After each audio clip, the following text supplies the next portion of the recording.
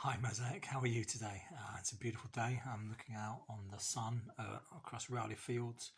We spent some time out on the meadows this morning, enjoying the sunshine, enjoying Pebble Beach, for those of you who have been there, before it became slightly crazy and we ventured back home. I just wanted to share a few thoughts that have been rattling around in my head since the middle of last week, and I'm just pondering whether to share them, but just feel increasingly led that I should do. And one of the things that we're in at this moment is obviously a period of time where things can feel very disappointing, very painful. We can feel like there's lots of lost time, lost opportunities, lost moments, and we can feel like the pain deep within us and the anxiety that maybe comes with that and the disappointment. And I just last week was really spending some time with Jesus, and I heard him just remind me again of a passage that he's actually used to speak out of many times into my life, but also into other people's lives, and that's Joel 2. And within Joel 2, the context is that the locusts have been coming and destroying the crops and eating away all their food, all the Israelites' food, and left them in a position where they're going to suffer very real hardships and difficulties.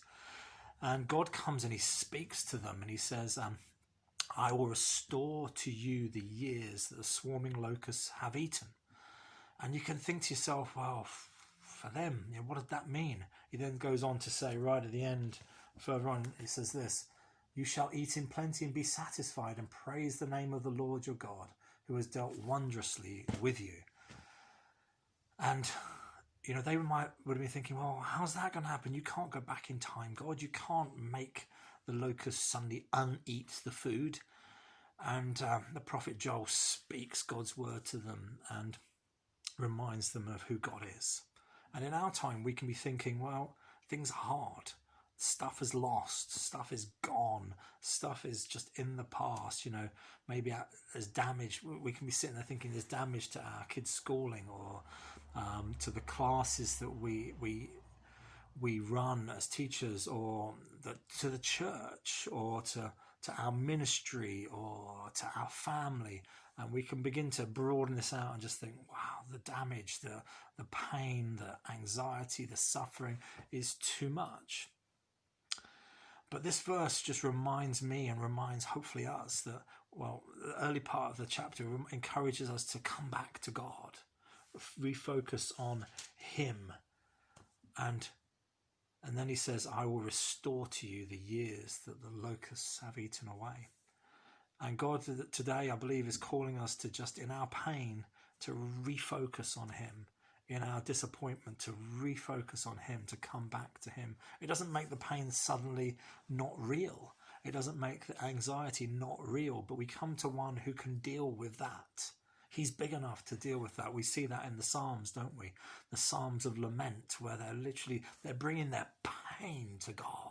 They're so confident in him that they bring it to God. And we see it in Job, and we see it in lots of places where we come to God with our anxiety, with our challenges, with our problems, and we just trust in him, but we still tell him how we're feeling.